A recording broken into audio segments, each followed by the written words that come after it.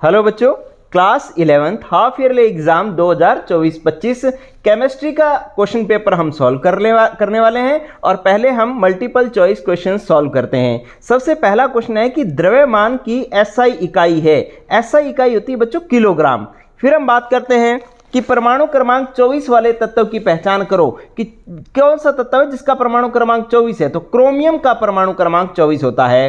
फिर बात आती है कि प्रोटॉन की खोज किसने की। प्रोटॉन की खोज की है बच्चों गोल्डस्टीन ने। फिर क्वेश्चन है कि तीसरे आवर्त में कितने तत्व हैं। तो तीसरे आवर्त में तत्व है 8। पहले में 2, दूसरे में 8, तीसरे में भी 8।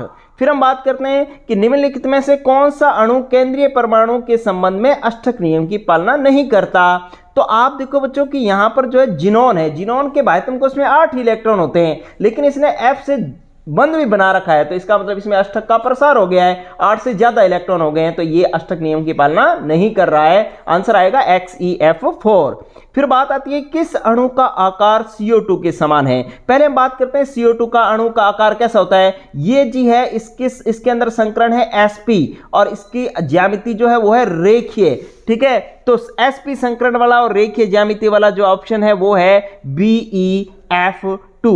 तो इसका आंसर होगा BeF2, CO2 के समान है भाई। नेक्स्ट क्वेश्चन हम बात करते हैं कि निम्न में से कौन सा अवस्था फलन नहीं है। तो वो कार्य है जो अवस्था फलन नहीं है। और नेक्स्ट है कि निम्न में से किसमें इस एक समीकरण दे रखी है और उसमें कहा है कि Kp और Kc का मान क्या होगा। तो बच्चों देखो H2 + I2 gives to 2HI, मतलब उत्पाद भी 2 हैं, अभिकारक के मोल भी 2 हैं। तो इसके अंदर डेल्टा N की वैल्यू होगी है 0 और इसलिए ये क्या हो जाएगा Kp = Kc, इसका आंसर आएगा।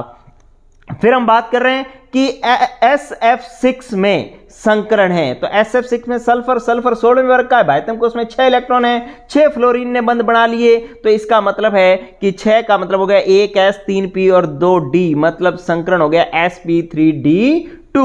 नेक्स्ट है अगर क्वांटम संख्या 4 हो तो क्वांटम संख्या n की वैल्यू 4 हो तो 4 हो गया, l की वैल्यू 2 हो तो l की वैल्यू 2 का मतलब क्या हो गया d, तो 4d कक्षक होगा। फिर कह रहा है कि अगर किसी तत्व में परमाणु क्रमांक समान और द्रव्यमान संख्या अलग अलग हो तो उसे हम क्या कहते हैं बच्चों, समस्थानिक, या इंग्लिश में कहें तो आइसोटॉप्स कहते हैं। फिर बात आती है कि अगर रुद्धोष्म प्रक्रम वो होता है जिसमें ऊष्मा का परिवर्तन नहीं होता।